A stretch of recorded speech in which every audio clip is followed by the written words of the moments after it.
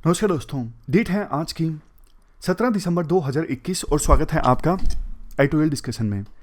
आज देखो दो इश्यूज इंपॉर्टेंट हैं और दोनों इश्यूज को हम डिस्कस करेंगे। पहला इशू, जो किसान संगठन मांग कर रहे हैं कि सरकार एमएसपी की लीगल गारंटी दे और 23 क्रॉप्स को एमएसपी पर प्रोक्योर करे, उनका एक एक दाना। इससे डब्ल्यूटीओ में इंडिया को क्या चैलेंजेस फेस करने पड़ेंगे, डिटेल से बेसिक्स के साथ इस इशू को हम डिस्कस करते हैं। इंपॉर्टेंट है ये इशू, क्लाइमेट एंड सिक्योरिटी से संबंधित है। क्या क्लाइमेट चेंज का इशू सिक्योरिटी काउंसिल को टैकल करना चाहिए या फिर नहीं करना चाहिए। यहाँ पर कुछ डेटा है इंडियन डायस्पोरा से संबंधित। ये डेटा आप इस्तेमाल कर सकते हो जब भी इंडियन डायस्पोरा से संबंधित क्वेश्चन आता है या फिर एसए में। देखो इंडिया के ना 32.1 मिलियन एनआरआईज या फिर people of Indian origin, persons of Indian origin हैं जो इंडिया के बाहर रहते हैं। और इंडिया का टोटल डायस्पोरा कितना है वैसे 18 मिलियन का, 1,80,00,000। इंडियन डायस्पोरा इंडिया की इकोनॉमी में काफ़ी कंट्रीब्यूट करते हैं, ये तो हमें पता है। डेटा जो रेमिटेंस भेजते हैं ना इंडियन डायस्पोरा इंडिया में, वो 3.2% ऑफ इंडियन जीडीपी है। और पूरी जितनी ग्लोबल रेमिटेंस है ना, मतलब एक देश के लोग दूसरे देश में जो रहते हैं और वहाँ से अपने देश में वापस पैसा भेजते हैं, जो टोटल ग्लोबल रेमिटेंस है, इंडिया को उसमें से 13% मिलती है। तो ये डेटा है जो आप इस्तेमाल कर सकते हो आंसर राइटिंग में। अब डिस्कशन स्टार्ट करते हैं। फर्स्ट इंपॉर्टेंट आर्टिकल एमएसपी की लीगल गारंटी से संबंधित है। आप जीएस पेपर 3 के इस टॉपिक से आर्टिकल को रिलेट कर सकते हो। देखो, किसान संगठन अब सरकार से मांग कर रहे हैं कि उन्हें एमएसपी की लीगल गारंटी दी जाए। मतलब कि अभी सिर्फ सरकार जो 2 क्रॉप्स प्रोक्योर करती है ना पूरी तरह से, वीट और राइस, अगर एमएसपी की लीगल गारंटी किसानों को दे दी जाती है तो सरकार को 23 की 23 क्रॉप्स का एक एक दाना जो है वो प्रोक्योर करना पड़ेगा। अब कुछ इकोनॉमिस्ट बोल रहे हैं अरे ऐसा होगा तो फिर तो इतना ज़्यादा खर्चा आएगा 23 फसलों को पूरी तरह से प्रोक्योर करने पर, सरकार पे फिस्कल बर्डन काफ़ी ज़्यादा बढ़ जाएगा। और दूसरी दिक्कत, इन 23 क्रॉप्स को स्टोर करके रखने की भी है। कल भी हमने इससे संबंधित आर्टिकल डिस्कस किया था। लेकिन देखो, एक और जो बड़ा चैलेंज है जिस पे डिस्कशन अभी उतनी नहीं हो रही है, वो है डब्ल्यूटीओ का जो सब्सिडी रेजीम है ना, वो रोकता है किसी भी देश की सरकार को अपने किसानों को डायरेक्ट सब्सिडी देने पर। डब्ल्यूटीओ का ना एक एग्रीमेंट है, एग्रीमेंट ऑन एग्रीकल्चर। इस एग्रीमेंट से संबंधित जो बेसिक्स है ना, वो हम जल्दी से रिवाइज कर लेते हैं ताकि ये पूरा जो इशू है आपके दिमाग पे प्रिंट हो जाए।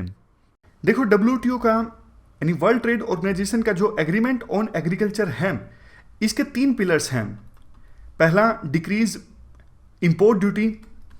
आमतौर पे डेवलप कंट्री ये डेवलपिंग कंट्रीज से मांग करते रहते हैं कि डेवलपिंग कंट्रीज अपनी मार्केट को ओपन करें, यानी इंपोर्ट पर बहुत सारा टैरिफ जो वो लगा के रखते हैं उस टैरिफ को कम करें। तो ये पहला पिलर है। दूसरा पिलर, डिक्रीज एक्सपोर्ट सब्सिडी। आमतौर पे देखो होता क्या है कि जो डेवलप्ड कंट्रीज हैं, for example USA, Germany, France, UK, ये देश क्या करते हैं, डेवलपिंग कंट्रीज में सस्ते एग्रीकल्चर प्रोडक्ट्स की बाढ़ लाई जा सके, इसके लिए एक्सपोर्ट पे बहुत ज़्यादा सब्सिडी दे देते हैं। तो डेवलपिंग कंट्रीज की मांग रहती है कि भैया आप एक्सपोर्ट पे सब्सिडी देना बंद करो। अब देखो, यूएसए में ऑलरेडी किसान बहुत सस्ता वीट प्रोड्यूस करता है, ऊपर से यूएसए किसान को इंडिया में वीट को एक्सपोर्ट करने पर सब्सिडी भी दे दे, तो सोच के देखो यूएसए का वो किसान इंडिया में कितना सस्ता वीट लेके आ जाएगा। हमारे जो किसान हैं जो वीट प्रोड्यूस कर रहे हैं वो कहाँ जाएंगे। तो ये दूसरा पिलर है, decrease export subsidy. Develop countries के द्वारा अपने किसानों को एक्सपोर्ट पर जो सब्सिडीज दी जाती हैं उसे कम किया जाए, ये मांग की जाती है। तीसरे नंबर पे है डिक्रीज डोमेस्टिक सब्सिडीज। ये है हमारा फोकस। डोमेस्टिक सब्सिडीज में क्या आता है, वैसे तो देखो डोमेस्टिक सब्सिडीज में 3 तरह की सब्सिडीज होती हैं, ग्रीन सब्सिडी, एम्बर सब्सिडी और ब्लू सब्सिडीज। ग्रीन सब्सिडी मतलब सरकार एग्रीकल्चर सेक्टर में रिसर्च एंड डेवलपमेंट पे खर्च करती है, ट्रेनिंग पे खर्च करती है, पेस्ट कंट्रोल पे खर्च करती है। ये क्या है, ये ग्रीन सब्सिडी है। ग्रीन सब्सिडी के ऊपर कोई लिमिट नहीं लगाई गई है डब्ल्यूटीओ के द्वारा। दूसरे नंबर पे है एम्बर सब्सिडी, जिसके ऊपर लिमिट लगाई गई है। डेवलप कंट्रीज के लिए लिमिट ये है कि 1988 में जितना एग्रीकल्चर प्रोडक्शन था उसका 5% कोटा फिक्स कर दिया गया है डेवलप कंट्रीज के लिए, और डेवलपिंग कंट्रीज के लिए 1986-88 में जितना एग्रीकल्चर प्रोडक्शन था उसका 10% कोटा फिक्स कर दिया गया है। मतलब इससे ज़्यादा सब्सिडी आप नहीं दे सकते। जितना आपका प्रोडक्शन था 1986-88 में, उससे 10% से ज़्यादा आप सब्सिडी नहीं दे सकते। तो देखो, डेवलपिंग कंट्रीज़ की शिकायतें ये हैं कि भैया उस समय हमारा प्रोडक्शन था ही बहुत थोड़ा, यानी उस समय हमारा जितना प्रोडक्शन था उसका हम 10% करेंगे तो भी हमारा $1 बिलियन आता है, $1 बिलियन से ज़्यादा हम सब्सिडी नहीं दे सकते। लेकिन आपका उस समय प्रोडक्शन बहुत ज़्यादा था, आपके एग्रीकल्चर प्रोडक्शन की वैल्यू बहुत ज़्यादा थी, तो उसका आप 5% करोगे वो भी $5 बिलियन हो जाएगा। तो ये शिकायत है डेवलपिंग कंट्रीज़ की कि एम्बर सब्सिडी देने को जो WTO मना करता है वो एक प्रकार से डिस्क्रिमिनेटरी है, क्योंकि डेवलपिंग कंट्रीज़ का प्रोडक्शन की वैल्यू काफ़ी ज़्यादा कम थी 1986-88 में। तो उनकी एग्रीकल्चर प्रोडक्शन की जो वैल्यू थी 1986-88 में उसका 10% भी $1 बिलियन होता है, जबकि यूएसए जैसे ही कंट्री का, खास करके यूएसए का उस समय एग्रीकल्चर प्रोडक्शन काफ़ी ज़्यादा था, तो उस समय यूएसए के एग्रीकल्चर प्रोडक्शन की वैल्यू का 5% भी $5 बिलियन होता है। यानी इंडिया $1 बिलियन सब्सिडी दे सकता है किसानों को, यूएसए $5 बिलियन से। ये तो भेदभाव करने वाली चीज़ है। एम्बर सब्सिडी में आती कौन सी सब्सिडी है? देखो, हमारी सरकार किसानों को फर्टिलाइजर पर सब्सिडी देती है, सस्ती इलेक्ट्रिसिटी प्रोवाइड करती है, सस्ता डीजल, एमएसपी, ये सब एग्जांपल्स हैं एम्बर सब्सिडी के। इस पर लिमिट लगाई गई है WTO के एग्रीमेंट के अंदर। और सबसे लास्ट में ब्लू सब्सिडी के ऊपर भी देखो कोई लिमिट नहीं है। आइसलैंड, स्लोवाकिया, ये सारे जो देश हैं यहाँ पर ये ब्लू सब्सिडी दी जाती है ताकि प्रोडक्शन को लिमिट किया जा सके। मतलब लैंड पे होती है, आपके पास 2 एकड़ लैंड है आपको इतनी सब्सिडी मिलेगी, आपके पास इतने गाय हैं, इतना कैटल हैं तो आपको इतनी सब्सिडी मिलेगी। ऐसा नहीं कि बढ़ती ही जाएगी, ज़्यादा किसानों को ज़्यादा मिलेगी। प्रोडक्शन को लिमिट करने के लिए सब्सिडी होती है, इस पर कोई रोक नहीं होती है। तो क्या डिस्कस किया हमने डिस्कस किया कि WTO में जो एग्रीमेंट ऑन एग्रीकल्चर है, इस एग्रीमेंट के 3 पिलर्स हैं। डिक्रीज इनपुट सब्सिडीज, दूसरा डिक्रीज एक्सपोर्ट सब्सिडीज, और तीसरा जो हमने डिटेल से डिस्कस किया वो है decrease domestic subsidies. Domestic subsidies में 3 सब्सिडीज आती हैं। कौन कौन सी? ग्रीन सब्सिडीज, एम्बर सब्सिडीज और ब्लू सब्सिडीज। ग्रीन सब्सिडी और ब्लू सब्सिडी पे कोई रोक नहीं है, लेकिन एम्बर सब्सिडी पे रोक है। लेकिन रोक है तो इसीलिए विवाद है डेवलपिंग कंट्रीज और डेवलप कंट्रीज के बीच। डेवलपिंग कंट्रीज कहते हैं हमारे साथ अन्याय हो रहा है, इसी वजह से कोई फाइनल एग्रीमेंट इस चीज के ऊपर साइन नहीं हुआ है। नेगोशिएशंस अभी चल ही रही हैं। ये देखो, कुछ और भी रीजंस हैं जिसकी वजह से इंडिया ने ये एम्बर सब्सिडी को लिमिट करने से संबंधित किसी प्रकार के एग्रीमेंट का विरोध किया। इंडिया ने कहा कि 86 में हमारा प्रोडक्शन काफ़ी कम था, इन्फ्लेशन तब से लेके आज तक बहुत ज़्यादा बढ़ गई है, किसानों को डायरेक्ट किसानों की इनकम को सपोर्ट करना हमारे देश के लिए बहुत ज़्यादा ज़रूरी है। और ये हमने पॉइंट डिस्कस किया, यूएसए 5%, इंडिया 10% वाला। और सब्सिडी, एम्बर सब्सिडी देना हमारी फूड सिक्योरिटी के लिए भी बहुत ज़्यादा ज़रूरी है। तो इंडिया ने ये सारे पॉइंट्स दिए और विरोध किया कि एम्बर सब्सिडी को लेके जो आप लिमिटेशन लगाने की बात कर रहे हो, हम इसे नहीं मानेंगे इन सब रीजंस की वजह से। उसके बाद क्या होता है, देखो 2013 में बाली मिनिस्ट्रियल कॉन्फ्रेंस होती है, यानी WTO की कॉन्फ्रेंस ऑर्गेनाइज होती है। WTO के जो मेंबर कंट्रीज हैं उनके मिनिस्टर्स एकजुट होते हैं। बाली इंडोनेशिया का शहर है। 2013 में 3 बातों पर सहमति बनती है। LDC, duty free quota, free market access. मतलब जो लीस्ट डेवलप कंट्रीज हैं उनको कुछ ड्यूटी फ्री कोटा मिलेगा मार्केट को फ्रीली एक्सेस करने के लिए। मतलब जैसे सोमालिया है, लीस्ट डेवलप कंट्री है, वो अपना कुछ माल भेज पाएंगे यूएसए, यूके, इंडिया जैसे देशों में। उनको उनके माल पे टैक्स ना लगाओ, क्योंकि देखो लीस्ट डेवलप कंट्रीज ऑलरेडी इतने ज़्यादा कम डेवलप्ड होते हैं, उनकी क्षमता नहीं होती। अगर वो प्रोडक्ट जब एक्सपोर्ट करने लगेंगे डेवलप कंट्रीज में तो वहाँ पे वो ड्यूटी वगैरह लगा देंगे, तो डेवलप कंट्रीज के प्रोडक्ट्स सोच के देखिए कहाँ कॉम्पिटिटिव रह जाएंगे। तो एक प्रकार से लीस्ट डेवलप कंट्रीज को थोड़ा बहुत डेवलप करने के लिए इस बात पे सहमति बनी थी कि उनको फ्री मार्केट एक्सेस दिया जाएगा। और दूसरा पैकेज था peace clause. Peace clause important है, उससे पहले ट्रेड फैसिलिटेशन एग्रीमेंट बता देता हूं जो इंपॉर्टेंट नहीं है इस टॉपिक में।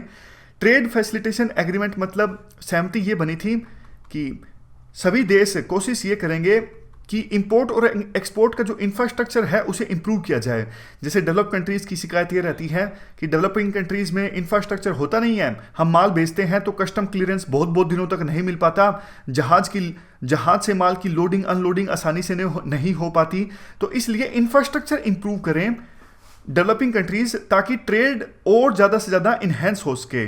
ये एग्रीमेंट था ट्रेड फैसिलिटेशन एग्रीमेंट। लेकिन हमारे इस टॉपिक में फोकस हमारा ना तो पहले पॉइंट पे है ना ही तीसरे पॉइंट पे है, फोकस है हमारा पीस क्लास पे। ये पीस क्लास क्या था? पीस क्लास देखो ये था कि WTO 4 सालों के लिए कोई केस नहीं सुनेगा। मान लीजिए इंडिया है, इंडिया को अब कायदे से एग्रीकल्चर ऑन एग्रीमेंट के अंदर एम्बर सब्सिडी को लिमिट करना है।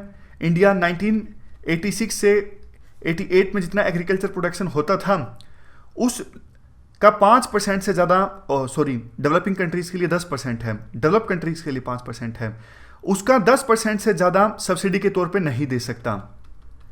लेकिन अगर इंडिया इसका उल्लंघन करता है तो 4 साल के लिए WTO के पास कोई देश नहीं जा सकेगा ये बोलते हुए कि इंडिया ने इस एग्रीमेंट का उल्लंघन किया है। यानी पीस क्लास मतलब 4 साल के लिए इंडिया को कोई कुछ नहीं बोल सकेगा, या फिर कोई दूसरा देश एम्बर सब्सिडी के से संबंधित नॉर्म्स का पालन नहीं करता है तब तक उस देश के खिलाफ कोई देश WTO में जाके शिकायत नहीं कर सकेगा। WTO कोई शिकायत सुनेगा भी नहीं 4 साल के लिए, और 4 साल के अंदर हम एक कोई सोल्यूशन निकाल लेंगे इस मुद्दे पर। वो बात देखो अलग है, कोई सोल्यूशन निकल नहीं सका। परमानेंट सॉल्यूशन की जो बात कही गई थी कि 11वीं कॉन्फ्रेंस में परमानेंट सॉल्यूशन निकाल लिया जाएगा, 11वीं कॉन्फ्रेंस भी हो गई लेकिन परमानेंट सॉल्यूशन कोई इस मुद्दे पर निकला नहीं। तो ये देखो पूरे इशू के बेसिक्स आपने जान लिए। अब मुद्दे की बात करते हैं, आज के आर्टिकल पर आते हैं। आज के आर्टिकल में राइटर बोलते हैं वैसे देखो परमानेंट सॉल्यूशन तो आता इस इशू पर दिख नहीं रहा है, लेकिन इस बात पर सहमति बन गई है कि अगर कोई डेवलपिंग कंट्री जैसे इंडिया फूड सिक्योरिटी पर्पजेज के लिए प्राइस स्पॉट बेस्ड प्रोक्योरमेंट करता है, जैसे MSP पर इंडिया फसल प्रोक्योर करता है फूड सिक्योरिटी पर्पजेज के लिए, किसानों से उनकी फसलें प्रोक्योर करके PDS के थ्रू सरकार देती है ना, तो बेशक इस प्रक्रिया में, बेशक इस प्रोसेस में जो लिमिट है एग्रीमेंट ऑन एग्रीकल्चर के तहत वो लिमिट ब्रीच भी हो जाती है ना, तो भी उस देश के अगेंस्ट कार्रवाई नहीं की जा सकती। लेकिन यहां पे 2 चीजें हैं। एक तो देखो फूड सिक्योरिटी पर्पजेज के लिए, अब अगर इंडिया, ध्यान देने वाली बात, अगर सरकार स्टेपल फूड क्रॉप्स के अलावा दूसरी फसलें प्रोक्योर करती हैं, जैसे कॉटन है, अब कॉटन तो फूड क्रॉप नहीं है, तो कॉटन पे सरकार सब्सिडी देना स्टार्ट करेगी ना, कॉटन को भी MSP पे प्रोक्योर करना स्टार्ट कर देगी, तो फिर ये पीस क्लोज वायलेट हो जाएगा। फिर इंडिया के खिलाफ केस चलने लगेगा WTO में, क्योंकि विभिन्न देश डेवलप्ड कंट्रीज बोलेंगे कि देखो हमने सिर्फ छूट दी थी फूड क्रॉप्स के प्रोक्योरमेंट के लिए, वो भी आपने इसलिए बोला था कि हम फूड क्रॉप्स को प्रोक्योर करके गरीब लोगों को देंगे PDS के थ्रू, लेकिन आप तो दूसरी फसलें भी प्रोक्योर करने लग गए, यानी आप ज्यादा सब्सिडी दे रहे हो किसानों को, आप जो एग्रीमेंट ऑन एग्रीकल्चर है उसका वायलेशन कर रहे हो, तो इस बार पीस क्लास की छूट आपको नहीं मिलेगी। समझ गए ना पूरा खेल? ये तो अभी एक ही चीज हुई, एक दूसरी चीज भी आप देखिए। देखो ये जो पीस क्लास के थ्रू विभिन्न डेवलपिंग कंट्रीज को छूट दी गई है ना, ये जो पहले से उस समय, मतलब जब छूट दी गई थी पीस क्लास के समय, उस समय ऑलरेडी जो सरकारें सब्सिडी दे रही थी ना किसानों को, उसके लिए छूट मिली है। ऐसा नहीं कि पीस क्लास के आने के बाद आप अलग से दोबारा से सब्सिडी और कहीं देना स्टार्ट कर दो। समझ गए ना? मतलब सहमति ये बनी जब पीस क्लास आया था कि चलो ठीक है भैया, जो कुछ चल रहा है चलने दो, कोई दिक्कत नहीं है। फूड क्रॉप्स के मामले में आप सब्सिडी दे रहे हो किसानों को, MSP पे उनकी फसल प्रोक्योर कर रहे हो PDS के लिए देने के लिए, कोई दिक्कत नहीं है।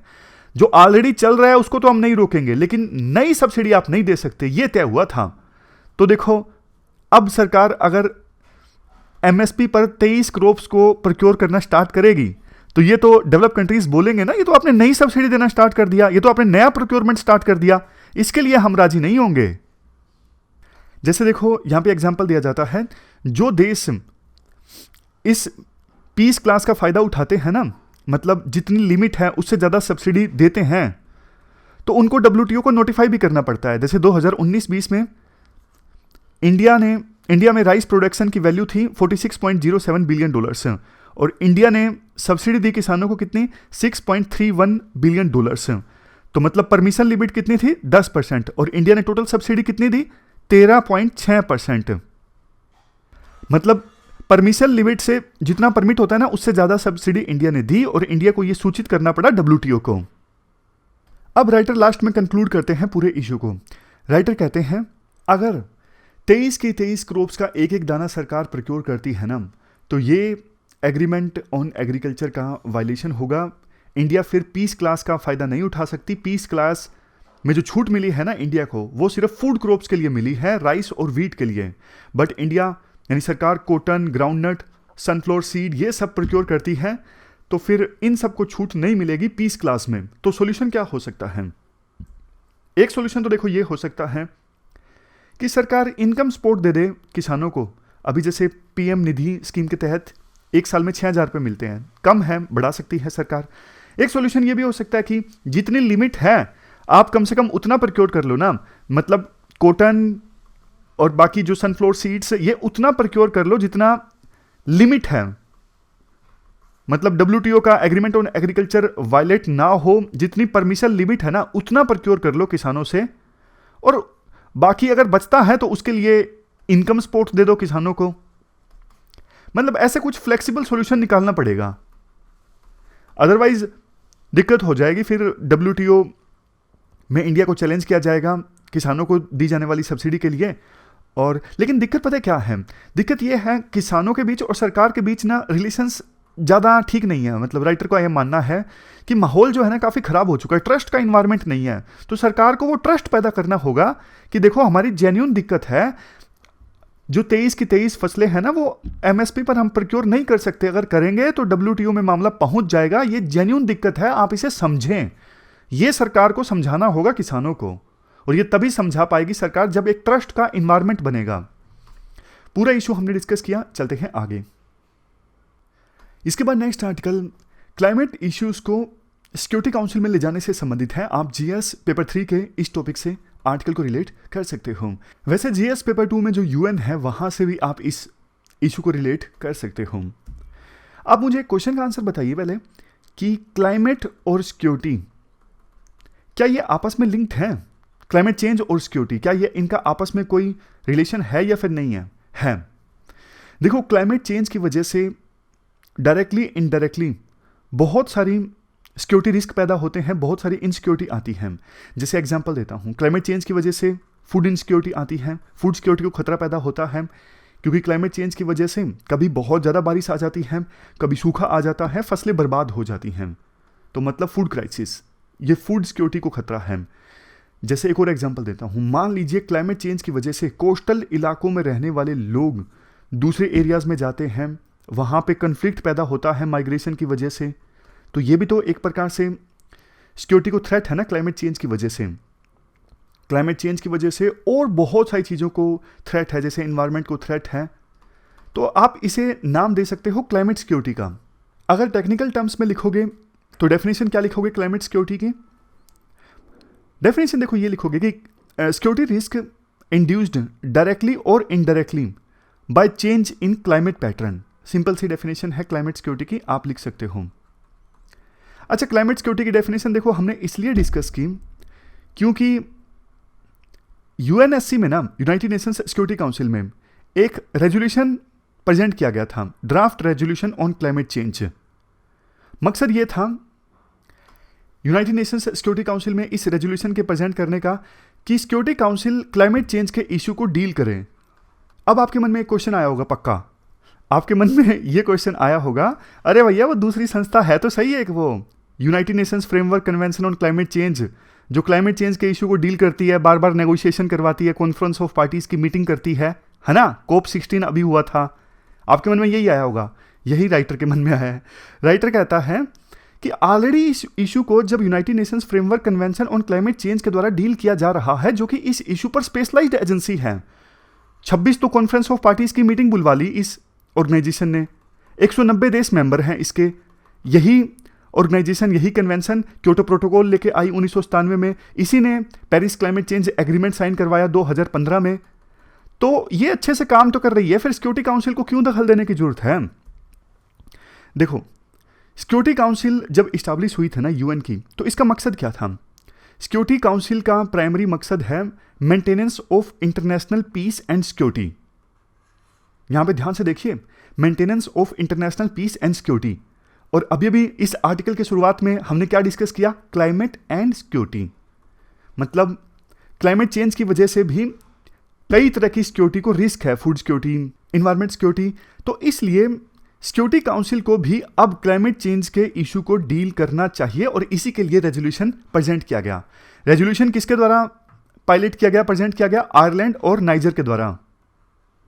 लेकिन इंडिया ने मना कर दिया। इंडिया ने कहा कि हम इस रेजोल्यूशन को सपोर्ट नहीं करते। इंडिया अभी नॉन परमानेंट मेंबर है ना सिक्योरिटी काउंसिल का। रशिया ने भी मना कर दिया इंडिया की तरह, नहीं भैया, सिक्योरिटी काउंसिल इस इशू से डील ना करे। चाइना बेचारा निर्णय नहीं ले पाया, इसलिए चाइना ने एब्सटेन कर लिया, मतलब वोटिंग में हिस्सा ही नहीं लिया। तो समझ गए ना पूरा इशू हुआ क्या था? हुआ ये था, रेजोल्यूशन आया सिक्योरिटी काउंसिल में कि सिक्योरिटी काउंसिल में क्लाइमेट चेंज से संबंधित इशू पर कोई रेजोल्यूशन पास किया जाए। इंडिया और रशिया इन्होंने मना कर दिया, नहीं सिक्योरिटी काउंसिल इस इशू से डील नहीं कर सकती, क्योंकि क्लाइमेट चेंज से ऑलरेडी एक संस्था डील कर रही है, United Nations framework convention on climate change. अब देखो, पिछले साल भी जर्मनी ने इसी प्रकार का ड्राफ्ट जो है वो प्रेजेंट किया था, लेकिन ट्रंप प्रशासन ने उसको अपोज किया। लेकिन इस बार ये आयरलैंड और नाइजर, ये बाइडन की सपोर्ट से, बाइडन तो क्लाइमेट चेंज को सपोर्ट करते हैं, ट्रंप तो करते नहीं थे, तो बाइडन राष्ट्रपति हैं, तो बाइडन की सपोर्ट से नाइजर और आयरलैंड ने फिर से इस प्रकार का जो रेजोल्यूशन है उसका समर्थन कर दिया। बट इंडिया और रशिया ने मना कर दिया। इंडिया और रशिया ने कहा कि नहीं, हम इस रेजोल्यूशन का समर्थन नहीं करते हैं। वैसे देखो, इंडिया के मना करने से तो कुछ हुआ नहीं, मतलब ओवरऑल फर्क पड़ता है, 9 वोट लेने जरूरी होते हैं सिक्योरिटी काउंसिल में कोई रेजोल्यूशन प्रेजेंट करने के लिए। लेकिन इंडिया के पास वीटो नहीं है ना, इंडिया नॉन परमानेंट मेंबर है, बट रशिया परमानेंट मेंबर है, तो रशिया ने अपनी वीटो का इस्तेमाल कर लिया और रेजोल्यूशन पास नहीं हो उसका। अब एक चीज आपके मन में और भी आई होगी, क्योंकि मुझे पता है आप बहुत गहराई से सोचते हो, आपके मन में आया होगा क्या ही फर्क पड़ता है, United Nations framework convention on climate change इस इशू से डील करे या फिर सिक्योरिटी काउंसिल डील करे, क्या फर्क पड़ता है? कोई भी करे, क्लाइमेट चेंज की समस्या एड्रेस होनी चाहिए ना। फर्क पड़ता है। देखो, सिक्योरिटी काउंसिल में 5 जो मेंबर्स हैं ना, उनके पास तो वीटो है, जो परमानेंट मेंबर्स हैं, यूएस, यूके, चाइना, रशिया और फ्रांस, इनके पास तो वीटो है। कल को कोई भी ऐसा इशू आता है जो इनमें से 5 में से किसी भी मेंबर को अच्छा नहीं लगता है, तो सिक्योरिटी काउंसिल तो उस रेजोल्यूशन को अडॉप्ट ही नहीं करेगी ना। तो क्लाइमेट चेंज के मामले में इन 5 देशों के पास तो ज्यादा पावर्स आ गई। तो इंडिया ऐसा क्यों चाहेगा कि इन 5 देशों के पास ज्यादा पावर्स आए क्लाइमेट चेंज से संबंधित डिसीजन मेकिंग में? अब समझ गए फर्क पड़ता क्यों है। लास्ट में राइटर ये बोलते हैं, चलो भाई मान लिया ये जो United Nations framework convention on climate change है ना, UNFCCC, इसमें डिसीजन मेकिंग स्लो है, धीरे धीरे डिसीजन लिया जाता है, नेगोशिएशंस लंबे समय तक चलती रहती हैं। लेकिन इसका सॉल्यूशन ये तो नहीं ना कि आप डिसीजन मेकिंग को आउटसोर्स कर दो सिक्योरिटी काउंसिल के 5 परमानेंट मेंबर्स को। नहीं, ये गलत है। आप इस पूरे इशू को, क्लाइमेट चेंज को, सिर्फ सिक्योरिटी के प्रिज्म से आप मत देखिए। हर एक नेशन के अलग अलग चैलेंज है, मतलब इंडिया ग्रीन इकोनॉमी की तरफ मूव कर रहा है, इंडिया के अलग चैलेंज हैं, और इंडोनेशिया के अलग चैलेंजेस हैं, सभी देशों के अलग अलग चैलेंजेस हैं। इंडिया के जो परमानेंट रिप्रेजेंटेटिव्स हैं ना यूएन में, TS त्रिमूर्ति, इन्होंने पॉइंट आउट किया, डेवलप कंट्रीज जो सबसे बड़े पोल्यूटर हैं, जिन्होंने सबसे ज्यादा एमिशन किया है, क्लाइमेट एक्शन से संबंधित जो इन्होंने वादे किए हैं ना, उन वादों को तो इन्होंने अभी तक पूरा किया नहीं है। इन्होंने बोला था कि 2020 के बाद हर एक साल डेवलपिंग कंट्रीज को $100 बिलियन की मदद दी जाएगी, टेक्नोलॉजी दी जाएगी। वो वादे अभी तक कहां पूरे हुए हैं?